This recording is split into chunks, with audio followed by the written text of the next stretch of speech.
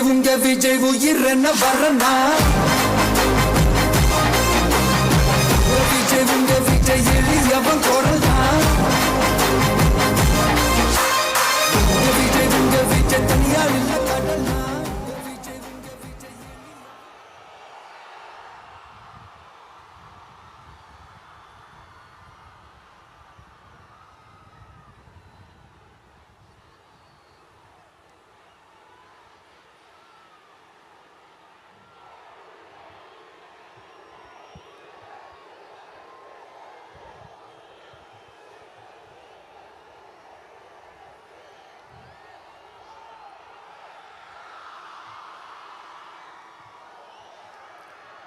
மஞ்சள்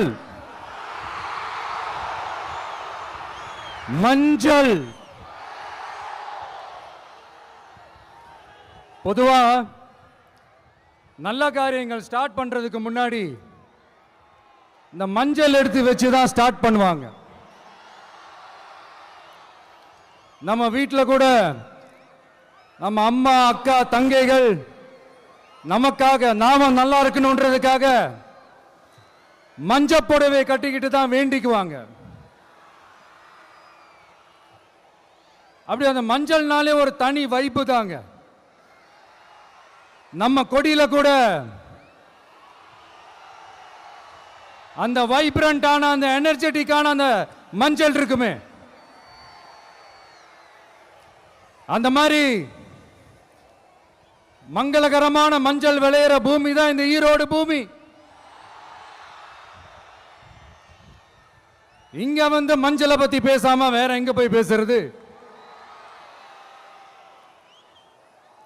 அது மட்டும் இல்ல, இங்க ஒரு மகத்தான ஒரு மனிதரை பத்தி நம்ம பேசியே ஆகணும். இந்த ஈரோடு மண் விவசாயத்துக்கும் பேர் போன மண். இங்க நடக்கிற அந்த விவசாயத்துக்கு மிக முக்கியமான ஒரு கவசமா இருக்கிறது என்ன தெரியுமா? காலிங்கராயன் அணை, காலிங்கராயன் கால்வாய். காலிங்கராயன் அணை கட்டினதுலையும் கால்வாய் வெட்டினதுலையும் உயிரான உணர்வு பூர்வமான நிறைய விஷயங்கள் இருக்குது. அப்படி அந்த ப்ராசஸ்ல அவர் அந்த அணை கட்டும் போதும் கால்வாய் வெட்டும் போதும் ரொம்ப சோர்வடைஞ்சிட்டாராம். அப்ப அவங்க அம்மா அதை பார்த்துட்டு சொன்னாங்களாம், மகனே காளிங்கா, தயிர் வித்த காசு தாழ்வாரம் வரைக்கும் இருக்குது, மோர் வித்த காசு முகுட வரைக்கும் இருக்குது, அதை எடுத்துக்கிட்டு போய் அணைய கட்டியா கால்வாய வெட்டியான்னு சொல்லி தைரியம் கொடுத்தாங்களாம். பெத்த அம்மா கொடுக்கிற அந்த தைரியம் இருக்கு பாருங்க, அதை தாண்டி வேற எதுவுமே கிடையாதுங்க. ஒரு மனுஷனால எதையும் சாதிச்சு காட்ட முடியும். அப்படி ஒரு தைரியத்தை தான் இப்ப நீங்க என்னுடைய அம்மா அக்கா தங்கைகள் நண்பா நண்பிகள் தோழர்கள் எல்லாரும் எனக்கு கொடுத்திருக்கிறீங்க. அதே தைரியத்தை, அதே துணையா என் கூட நிக்கிறீங்க. இதை எப்படி நம்ம பிரிச்சு விடலாம்? இதை எப்படி நம்ம கெடுக்கலாம்? என்னெல்லாம் அவதூறுகள் நம்ம விஜய் மேல சொல்லி மக்களை நம்ப வைக்கலாம்? என்னெல்லாம் சூழ்ச்சிகள் நம்ம விஜய் மேல பண்ணி மக்களை நம்ப வைக்கலாம்? இப்படி சூழ்ச்சிகளை மட்டுமே நம்பி பொழப்ப நடத்துற சில சூழ்ச்சிக்கார கூட்டங்கள் இதை தொடர்ந்து செஞ்சுக்கிட்டு தான் இருக்கு. ஆனா அவங்களுக்கு தெரியாது, இது இன்னைக்கு நேத்து வந்த உறவு இல்ல. கிட்டத்தட்ட 30-33 வருஷத்துக்கு மேல இருக்கிற உறவு. ஏன் நான் சினிமாவுக்கு வந்தப்போ எனக்கு வயசு 10, அப்பல இருந்தே இந்த உறவு ஸ்டார்ட் ஆகி போயிட்டு இருக்குன்னு அவங்களுக்கு தெரியாம போச்சு. அதனால என்ன பண்ணாலும், நீங்க என்ன ட்ரை பண்ணாலும், எல்லாத்தையும் விட்டுட்டு மக்களுக்காக வந்திருக்கிற இந்த விஜய மக்கள் ஒரு நாளும் கைவிட மாட்டாங்க. மக்கள் கூடவே நிக்கிறாங்க, கூடவே நிப்பாங்கன்னு அவங்களுக்கு தெரியாம போச்சு. என்னப்பா நிப்பீங்கல்ல? உங்களை நம்பிதாப்பா வந்திருக்கிறேன். அதான் இந்த சத்தம் தாங்க வாழ்நாள் பூரா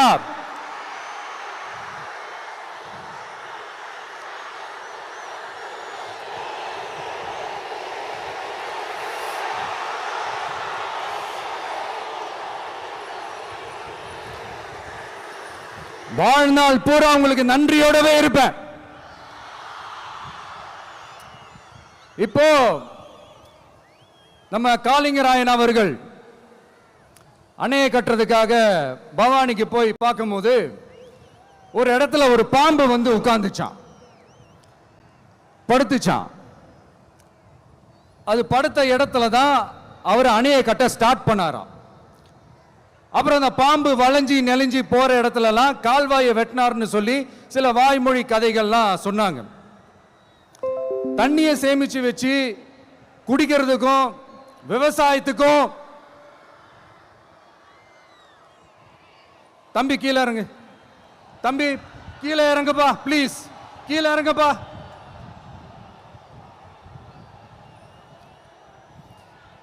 ஓகே, தேங்க்யூ தேங்க்யூ. கீழே இறங்குங்க, கீழே இறங்குப்பா. நீ இறங்கினாதான் முத்தம் கொடுப்பேன்.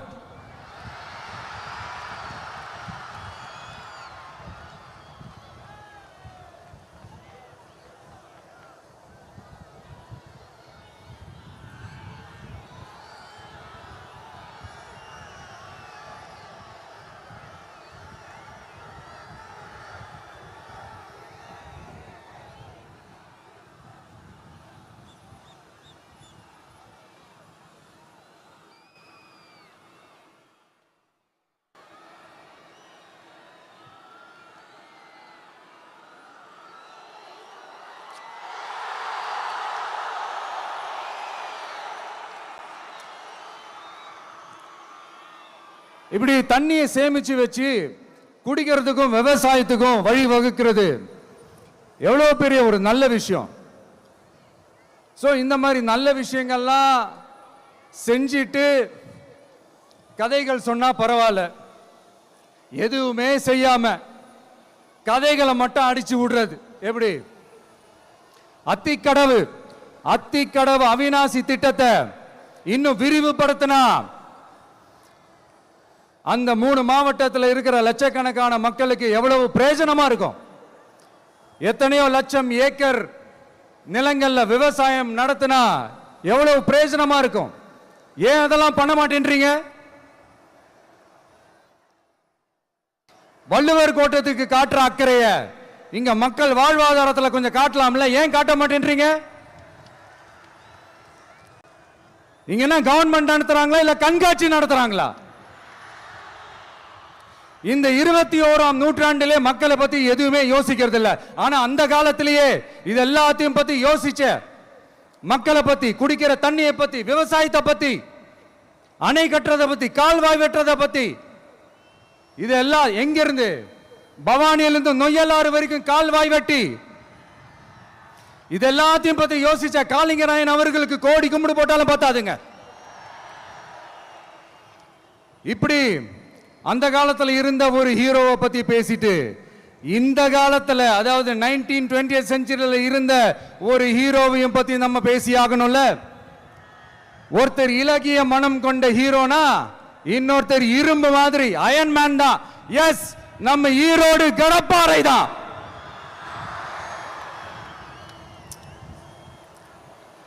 ஒட்டுமொத்த தமிழ்நாட்டையே திருப்பி போட்ட சீர்திருத்த நெம்புகோல். ஈரோடு மாவட்டத்தில் பிறந்த அவர்தான் இந்தியாவுக்கே இடஒதுக்கீடு சம்பந்தமான அரசியல் சட்டத்தை திருத்தறதுக்காக போராட்டம் நடத்தினவர் யாரு? நம்ம தந்தை பெரியாரு. 100 வருஷத்துக்கு முன்னாடியே வகுப்பு வாரி பிரதிநிதித்துவம் வேணும்னு கேட்டவர். அன்னைக்கும் சரி இன்னைக்கும் சரி ஒரு ஆச்சரியத்தோட பார்க்கக்கூடிய ஒரு மனிதர், நம்மளுடைய கொள்கை தலைவர். அப்ப அண்ணாவும் எம்ஜிஆரும் யாரு? பெரியார் அவர்கள் கிட்ட இருந்து எங்களுக்கு தேவையான கொள்கைகளை எடுத்துக்கிட்டோம். அவரை ஃபாலோ பண்ற, அவரை வழிகாட்டி ஏத்துக்கிட்ட அண்ணா அவர்கள் கிட்ட இருந்தோம், எம்ஜிஆர் அவர்கள் கிட்ட இருந்தோம் தேர்தல் அணுகுமுறையை எடுத்துக்கிட்டோம். அண்ணாவும் எம்ஜிஆரும் தமிழ்நாட்டோட சொத்து. அவங்கள பயன்படுத்துறத பத்தி யாரும் இங்க கம்ப்ளைண்ட்லாம் பண்ண முடியாது. அண்ணா எங்களோடது, எம்ஜிஆர் எங்களோடது, நீங்களா எடுத்துக்க கூடாது அப்படிலாம் யாரும் இங்க அழுதுட்டு இருக்க முடியாது, சொல்லிவிட்டேன். அதனால நாங்க ஒரு வழியில அரசியல் செஞ்சுக்கிட்டு போயிட்டு இருக்கிறோம். உங்களுக்கு தான் டிவிக்கு ஒரு பொருட்டே இல்லைல்ல, அப்புறம் ஏன் கதறீங்க? அப்புறம் ஆளாளுக்கு அங்க போயிட்டு இங்க போயிட்டு புலம்பி தள்ளிக்கிட்டு இருக்கிறீங்க. இது எப்படி இருக்கு தெரியுமா? எனக்கு பயம் இல்ல, எனக்கு பயம் இல்ல அப்படின்னு சத்தமா சவுண்ட் விட்டுக்கிட்டே சத்தமா பாட்டு பாடிக்கிட்டே இந்த நடுங்கிக்கிட்டே சின்ன பசங்க நடந்து போவாங்க, அந்த மாதிரி இருக்கு. முதல்ல மண்டையில இருக்கிற கொண்டைய மறைங்க சார்.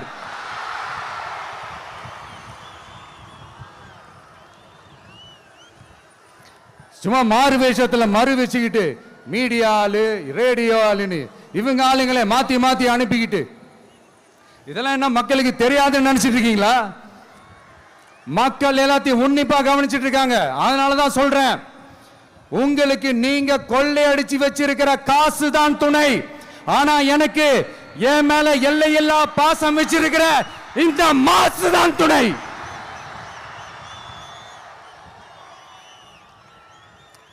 இப்படி நமக்கு துணையா இருக்கிற ஈரோடு மக்களுக்காக நான் இப்போ குரல் கொடுக்கலான்னு வந்திருக்கிறேன். சரி, இப்ப விஷயத்துக்கு வருவோம். பெரியார் அவர்கள் கிட்ட இருந்த அந்த செல்வாக்கையும் அந்த பதவிகளையும் அந்த பவரையும் வச்சுக்கிட்டு அவர் என்ன சொன்னார் தெரியுமா? இவ்வளவு செல்வாக்கு, இவ்வளவு பதவிகள், இவ்வளவு பவர் இருந்தோம் நான் ஒரு 5 பைசா காசு சம்பாதிச்சிருப்பேனா? எனக்கோ இல்லை என் குடும்பத்துக்கோ பட்டங்கள் வேணும், பதவி வேணும்னு ஏதாவது கேட்டிருப்பேனா? இல்லை ஏதாவது லாபம் பார்த்திருப்பேனா? இல்லை எதுக்காவது ஆசைப்பட்டிருப்பேனா? ஆனா அவர் பேரை சொல்லிக்கிட்டு அவருடைய கொள்கையை ஃபாலோ பண்றதா சொல்லிக்கிட்டு இப்ப ஆட்சியில இருக்கிறவங்க என்னெல்லாம் செய்யறாங்கன்னு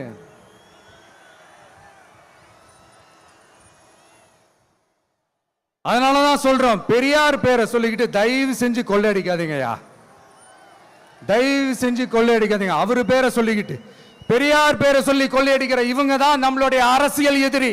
மக்களை நீங்க சொல்லுங்க, நம்மளுடைய அரசியல் எதிரி யாரு? நம்மளுடைய கொள்கை எதிரி யாரு? ரிப்பீட், நம்மளுடைய அரசியல் எதிரி யாரு? நம்மளுடைய கொள்கை எதிரி யாரு? உங்களுக்கு புரியுதுல்ல? எனக்கு அது போதும்யா, எனக்கு வேற எதுவுமே தேவையில்லை.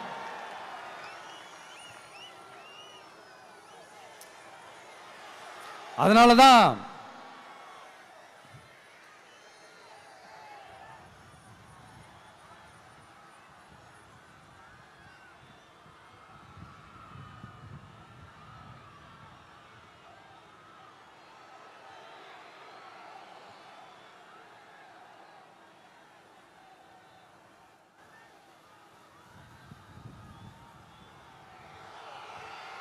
உங்களுக்கு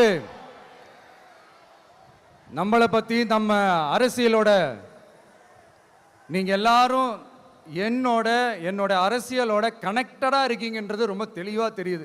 அதனால எனக்கு அது போதும். அதனாலதான் எதிரிகள் யாருன்னு சொல்லிட்டு களத்துக்கு வந்திருக்கிறோம். அதனால அவங்கள மட்டும் தான் எதிர்ப்போம். அதுவும் அந்த எதிரிகள் யாரு இப்போ இங்க 2026 சட்டமன்ற தேர்தலில் களத்துல இருக்கிறாங்களோ அவங்கள மட்டும் தான் எதிர்ப்போம். சும்மா களத்திலே இல்லாதவங்களையும், களத்துக்கும் அவங்களுக்கும் சம்பந்தமே இல்லாதவங்களையும் எதிர்க்கிற ஐடியாலாம் இல்ல பாஸ். நீங்க கேட்கிறீங்கன்றதுக்காகலாம் எதிர்த்துட்டு இருக்க முடியாது பாஸ். எங்களுக்கு நிறைய வேலை இருக்குது.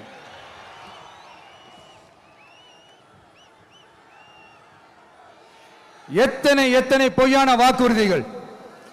வந்த உடனே நீட்டை ரத்து செய்வோம், கல்வி கடனை ரத்து செய்வோம், கேஸ் சிலிண்டருக்கு மானியமா 100 ரூபாய் தருவோம், என்னெல்லாம் அடிச்சு விட்டுட்டு இன்னி வரைக்கும் கேட்கிறேன், இதெல்லாம் சொன்னாங்களே செஞ்சாங்களா?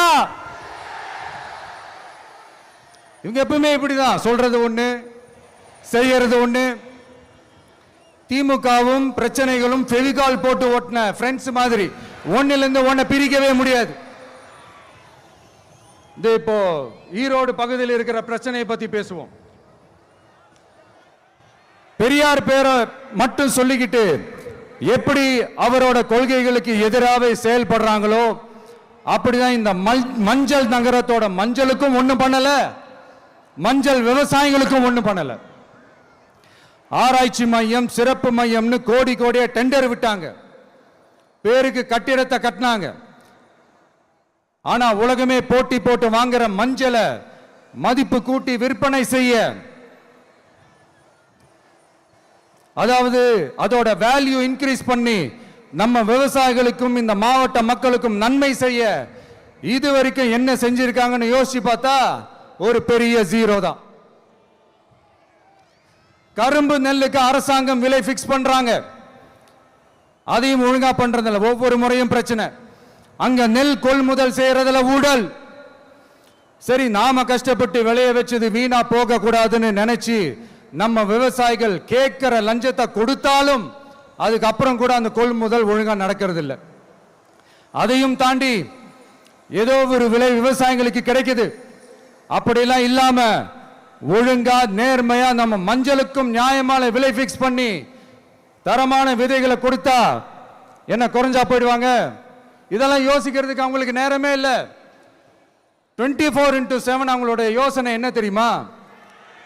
இந்த விஜயை எப்படி முடக்கலாம், தமிழக வெற்றி கழகத்தை எப்படியெல்லாம் முடக்கலாம், அப்படிதான் அவங்களுடைய சிந்தனையே 24/7. எத்தனையோ வருஷத்துக்கு முன்னாடி நம்ம காளிங்கராயர் நதிகளின் இணைப்புக்கு முன்னோடியா இருந்தார். பவானி ஆத்துல வர அதிகமான தண்ணி அணை கட்டி தேக்கி தண்ணீர் வறட்சியான பகுதிகளுக்கு அனுப்பினாரு. ஆனா இன்னைக்கு இவ்வளவு நவீன வசதிகள் இருந்தோம், இவ்வளவு சயின்ஸ் வளர்ச்சிகள் இருந்தோம், இவ்வளவு டெக்னாலஜி வளர்ச்சிகள் இருந்தோம், அவங்க வாக்குறுதியில் ஒன்று கொடுத்தாங்கல்ல, பவானி நொய்யலாறு அமராவதி 6 இணைப்பு திட்டத்துக்கு ஒரு துரும்ப கூட கிள்ளி போடல. வாக்குறுதி நம்பர் 103 சொன்னாங்களே செஞ்சாங்களா? சரி, இதாவது ஒரு பெரிய ப்ராஜெக்ட் வைங்க. ஆறுகளை சுத்தப்படுத்த பல ஆயிரம் கோடி நிதி ஒதுக்குவோம், தமிழ்நாட்டில் உள்ள ஆறுகளை சுத்தப்படுத்துவோம்னு சொன்னாங்களே செஞ்சாங்களா? ஆனா ஆத்து மணலை கொள்ளையடிக்கிறதுல மட்டும் வேலையை கரெக்டா செய்வாங்க. இதை நான் ஏன் திரும்ப திரும்ப சொல்றேன்னா, மக்களே நீங்க புரிஞ்சுக்கணும்.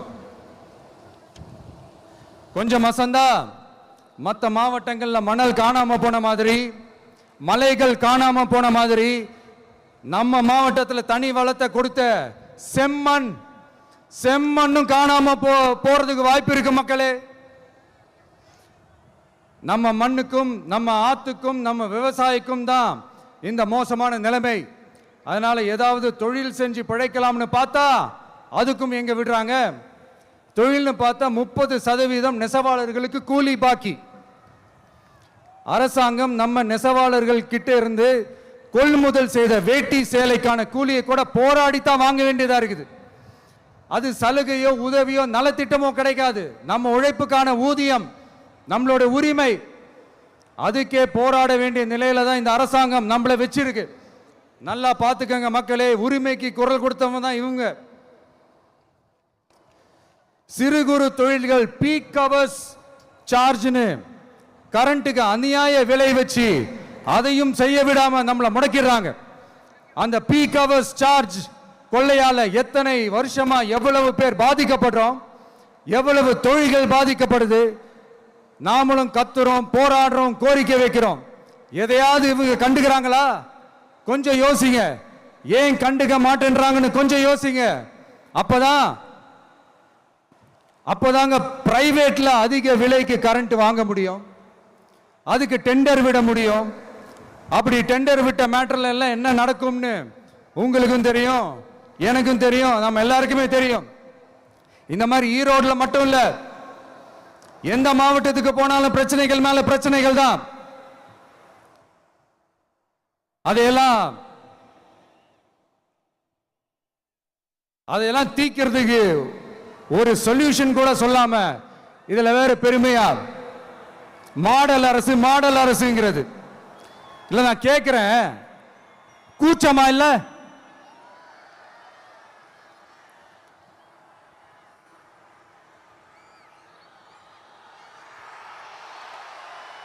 இதெல்லாம் கேட்டா அப்படியே நம்ம பக்கம் யூட்டர்ன் அடிச்சு வந்துருவாங்க. விஜய் என்ன அரசியல பேச மாட்டேன்றாரு, விஜய் என்ன சினிமா டயலாக் மாதிரி பேசுறாரு, விஜய் என்ன பஞ்ச் டயலாக் பேசுறாரு, விஜய் என்ன 10 நிமிஷம் தான் பேசுறாரு, 9 நிமிஷம் தான் பேசுறாரு. நான் எத்தனை நிமிஷம் பேசினா உங்களுக்கு என்ன சார்? நான் எப்படி பேசினா உங்களுக்கு என்ன சார்? உள்ள விஷயம் என்னன்னு பாருங்க சார். ஒவ்வொரு மாவட்டத்துக்கும் போய் மக்கள் ஃபேஸ் பண்ற பிரச்சனைகளை எடுத்து பேசிட்டு இருக்கிறேன். பின்ன அது அரசியல் இல்லாம வேற எதுதான் அரசியல்? உங்களை மாதிரி தனிப்பட்ட முறையில் தரக்குறைவா அசிங்கமா பேசுறது தான் அரசியல்னா அந்த அரசியல் நமக்கு வராது. வராதுன்னா நல்லாவே வரும். உங்களை விட எனக்கு அது நல்லாவே வரும். வேணான்னு விட்டு வச்சிருக்கிறோம். அப்புறம் உங்களுக்கு நமக்கு என்ன வித்தியாசம்? காஞ்சிபுரத்தில் நாம பேசும்போது இந்த மாதிரி உங்களால் அமைக்கப்பட போற ஆட்சியில நம்ம ஆட்சிக்கு வந்த உடனே என்னெல்லாம் செய்ய போறோம்ன்றது சிலது சொன்னோம். அதையெல்லாம் தப்பா புரிஞ்சுக்கிட்டு இப்போ சொல்றேன், விளக்கமா சொல்றேன், நான் சலுகைகளுக்கு எதிரானவன் கிடையாது. மக்களுக்கான சலுகைகளை இலவசம்னு சொல்லி அசிங்கப்படுத்துறதுல எனக்கு உடன்பாடு கிடையாது. மக்கள் காசுல மக்களுக்கு செய்யறதை எப்படி இலவசம்னு சொல்லுவீங்க? அப்படியே செஞ்சிட்டாலும் ஓசில போறேன்னு சொல்லி அசிங்கப்படுத்துறீங்க. என்ன கேட்கறதுக்கு ஆள் இல்லைன்னு நினைச்சீங்களா? மக்களுக்கு ஒண்ணுன்னா இந்த விஜய் வந்து நிப்பா, இந்த விஜய் வந்து கேள்வி கேட்பா. இந்த விஜய் எப்பவுமே மக்கள் பக்கம் தான், அதே மாதிரி மக்களும் என் பக்கம் தான். என் மக்கள் மானத்தோட மரியாதையோட கௌரவத்தோட வாழணும். என் மக்கள் யாருக்கும் கீழே கிடையாது. அப்படி அவங்க கௌரவத்தோட வாழணும்னா அவங்களுக்கான வாழ்க்கை தரம் உயரணும். வாழ்க்கை தரம் உயரணும்னா அவங்களோட வாழ்வாதாரம் உயரணும். வாழ்வாதாரம் உயர்ந்தாதான் பொருளாதாரம் உயரும். பொருளாதாரம் உயர்ந்தாதான் வசதி வாய்ப்புகள் உயரும். இதெல்லாம் உயர்ந்தாலே ஆட்டோமேட்டிக்கா அவங்களோட வாழ்க்கை தரம், அவங்களுக்கான மரியாதை, அவங்களுக்கான கௌரவம் எல்லாமே உயரும். இதுக்கான வழிகள், அந்த சூழல்களை அந்த கவர்மெண்ட் அமைச்சு கொடுக்கணும். இதுக்கான அந்த திட்டங்களை செயல்படுத்தணும். இதெல்லாம் செஞ்சாதான் அந்த அரசாங்கம் ஒரு நல்ல அரசாங்கம். இதைத்தான் சொன்னோம்.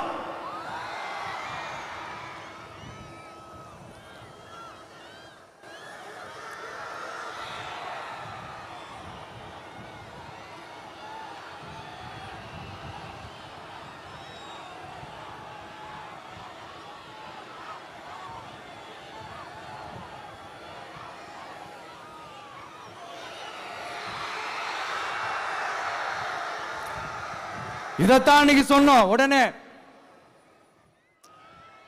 சொன்னா மட்டும் போதுமா? எப்படி செயல்படுத்துவீங்க? நாங்க என்ன வாயிலேயே வடை சுடுறதுக்கு டிஎம்கேவா?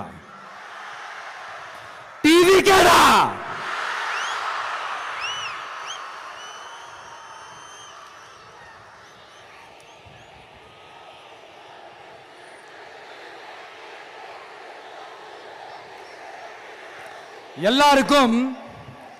எல்லாருக்கும் நிரந்தரமான ஒரு வீடு இருக்கணும்னு சொன்னோம். உடனே எங்க ஆட்சியிலே நாங்க எல்லாரும் வீடு கட்டி கொடுத்துட்டோமே அப்படிங்கிறது இல்ல. நான் கேட்கிறேன், இங்க உங்களை தான் கேட்கிறேன், இங்க வாடகைக்கு இருக்கிறவங்களே இங்க யாரும் இல்லையா? எல்லாருக்கும் சொந்தமா வீடு கட்டி கொடுத்துட்டாங்களா? அடுத்து வீட்டில் இருக்கிற ஒவ்வொருத்தரும் மினிமம் டிகிரி படிச்சிருக்கணும் அப்படின்னு சொன்னோம். உடனே எங்க ஆட்சியிலே எல்லாரும் டிகிரி படிச்சு முடிச்சிட்டாங்களே அப்படிங்கிற மாதிரி சொல்றது அது உண்மைனா? ஸ்கூல் லெவல்லையே டிராப் அவுட்ஸ் அதிகமானது யாரோட ஆட்சியிலங்க?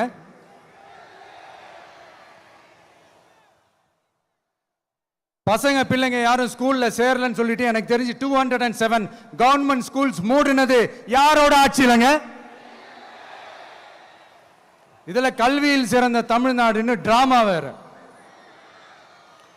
அடுத்து குடும்பத்தில் ஒருத்தருக்கு நிரந்தரமான வருமானம் வரணும், வேலை வாய்ப்பு கிடைக்கணும் அப்படின்னா நாங்க கொடுக்காத வருமானமா, நாங்க கொடுக்காத வேலையா அப்படிங்கிறது. எத்தனையோ லட்சம் காலி பணியிடங்கள் நிரப்புவோம்னு வாக்குறுதி கொடுத்துட்டு ஆட்சிக்கு வந்தீங்களே, எத்தனை லட்சம் காலி பணியிடங்களை நிரப்புனீங்க? அட்லீஸ்ட் 1 லட்சம் காலி பணியிடங்களாவது நிரப்புனீங்களா? இதெல்லாம் சொல்லிட்டு மக்களை ஏமாத்துறது யாரோட ஆட்சியிலங்க? அடுத்து ரொம்ப முக்கியமா, பெண்களுக்கு பாதுகாப்பு இல்ல, சட்டம் ஒழுங்கு சரியா இல்லைன்னு சொன்னா தமிழ்நாட்டில் பெண்கள் பாதுகாப்பு தான் அதிகமா இருக்குதான். நீங்க சொல்லுங்க மக்களே, பெண்கள் பாதுகாப்பு இருக்கு? சட்டம் ஒழுங்கு சரியா இருக்கு? அவங்க சொல்றது உண்மையா? அவங்க சொல்றதை நீங்க ஏத்துக்கிறீங்களா? சத்தமா கேக்குதா சார்? இதுதான் ரியாலிட்டி, இதுதான் நிஜம். நம்மளுடைய ஆட்சியில சட்டம் ஒழுங்குல சமரசமே இருக்காது. அதனாலதான் இவ்வளவு ஸ்ட்ராங்கா சொல்றோம், தைரியமா இருங்க மக்களே. இந்த மாதிரி விஷயங்கள்லாம் நம்ம மக்கள் கிட்ட எடுத்து சொன்னா உடனே இந்த இது எடுத்துட்டு வந்துருவாங்க.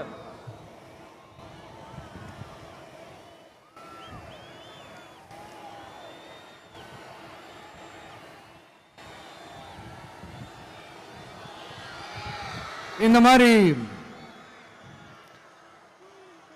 இதெல்லாம் என்னென்ன செய்ய போறோன்றது சிலதெல்லாம் காஞ்சிபுரத்தில் சொன்ன மாதிரி சொன்னா எல்லாத்தையும் தப்பா திருச்சி பேசிக்கிட்டு அவதூறு பரப்பிக்கிட்டு. நான் கூட யோசிப்பேன், எம்ஜிஆர் அவர்களும் மேடம் ஜெயலலிதா மேடம் அவங்களும் ஒரே வார்த்தையில சொல்லி இந்த திமுகவை காலி பண்ணாங்கல்ல. நான் கூட யோசிப்பேன், ஏன் இவ்வளவு ஹார்ஷா பேசுறாங்க, ஏன் இவ்வளவு ஹார்ஷா அவங்கள திட்டுறாங்கன்னு யோசிச்சது உண்டு. இப்பதானே புரியுது. அவங்க 2 பேரும் சொன்னதை இப்ப நானும் ரிப்பீட் பண்றேன். திமுக ஒரு தீய சக்தி, திமுக ஒரு தீய சக்தி, திமுக ஒரு தீய சக்தி, திமுக ஒரு தீய சக்தி, தீய சக்தி, தீய சக்தி, தீய சக்தி. என் நெஞ்சில் குடியிருக்கும் ஈரோடு மக்களே,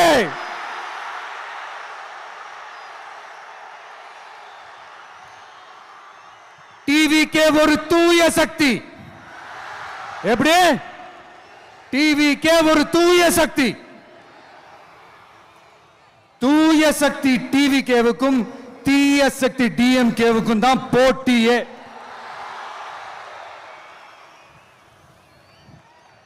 என்ன முடக்கலாம்னு நினைக்கிறீங்க, ஆனா இந்த சத்தத்தை ஒரு நாள் உங்களால முடக்க முடியாது. மக்கள் விரோத திமுக அரசை வீழ்த்த மக்கள் சக்தியான நம்மளால மட்டும்தான் முடியும். அண்ணன் செங்கோட்டையன் அண்ணன் அவர்கள்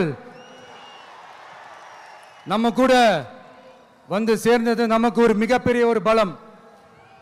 அந்த மாதிரி செங்கோட்டையன் அண்ணன் அவர்கள் மாதிரி இன்னும் நிறைய பேர் வந்து சேர இருக்கிறாங்க.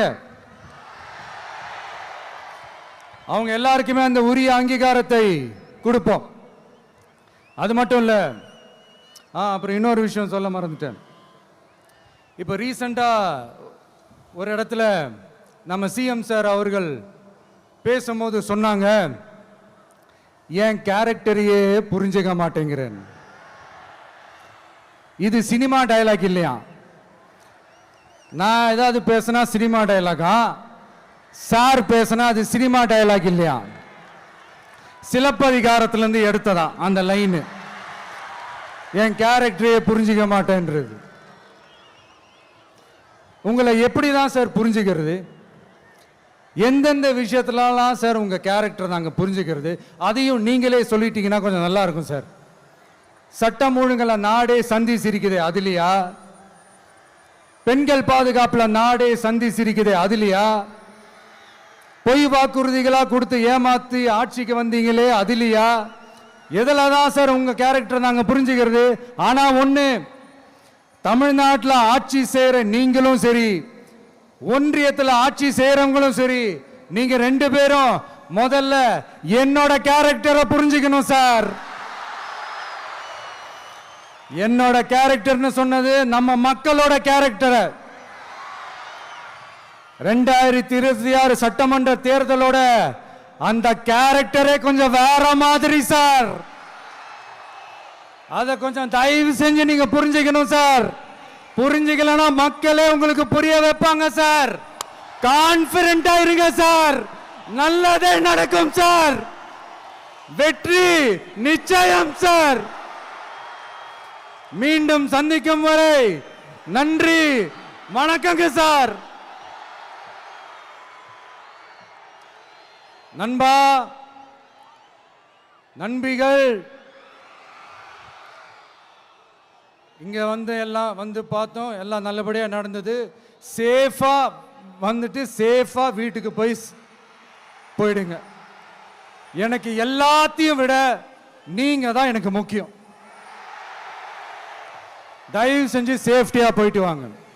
ஒரு ஈரோடு செல்ஃபி ஒன்று எடுப்போமா?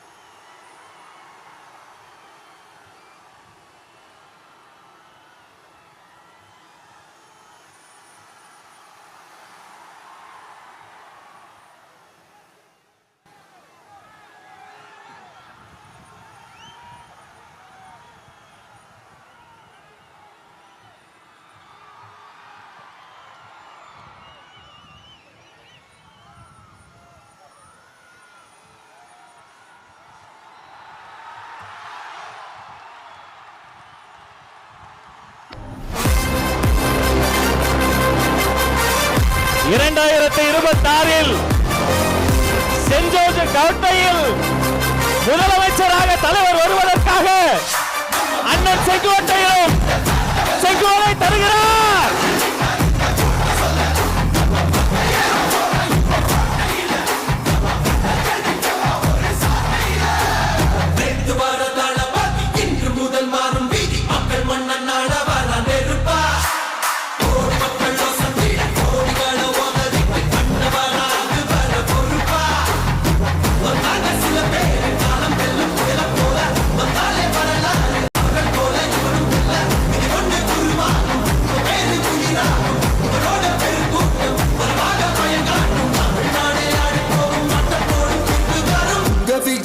விஜய் உயிர் என்ன வரனா